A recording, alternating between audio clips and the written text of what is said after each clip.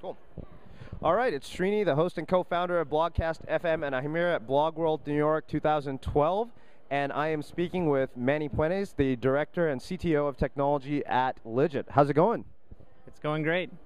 So, you and I were talking yesterday, and one of the things you had talked to me about was the long tail and the medium tail of publishers. So, for our audience and people who are listening, can you define what that really is? Absolutely. Medium tail, long tail publishers for us are people with niche content, very passionate about what they write, and their readers are engaged and they're loyal. That's what it means to us. So, in many ways, bloggers and people who consume blog content really would fall into that category, wouldn't you say? Absolutely. One of the things that has been happening throughout the blogosphere and has been perpetuated by a lot of big bloggers and even small bloggers is that advertising as a revenue model is not realistic because you need the kind of volume a Yahoo or somebody else kind of has to make a living from selling advertising on your blog. And you guys kind of go counter to that and you say it is possible in the long tail and the medium tail. Can you expand on that and talk to us about that in a bit more detail?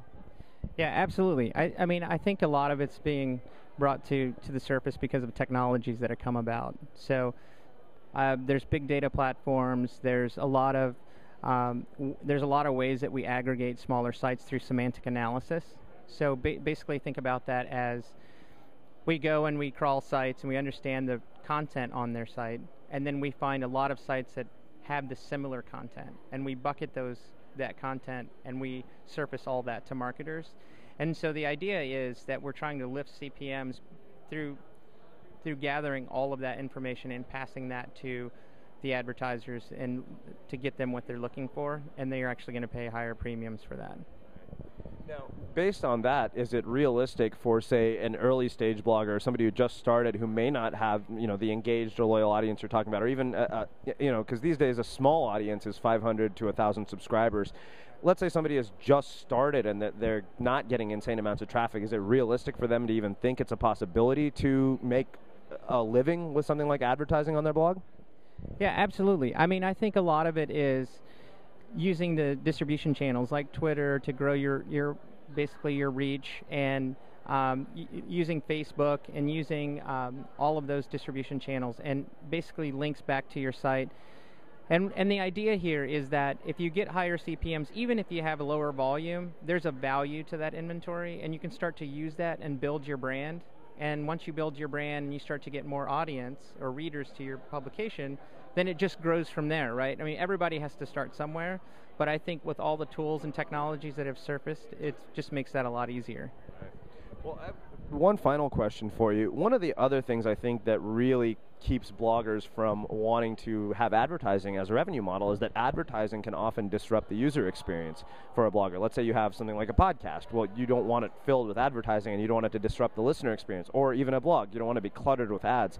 So how do you respond to bloggers who have that criticism about advertising as a revenue model? Well, there's a big movement on what they're calling native advertising. So it's building it into your content. So make it look more like what the site is going to look like. Standard squares and rectangles, those can be annoying.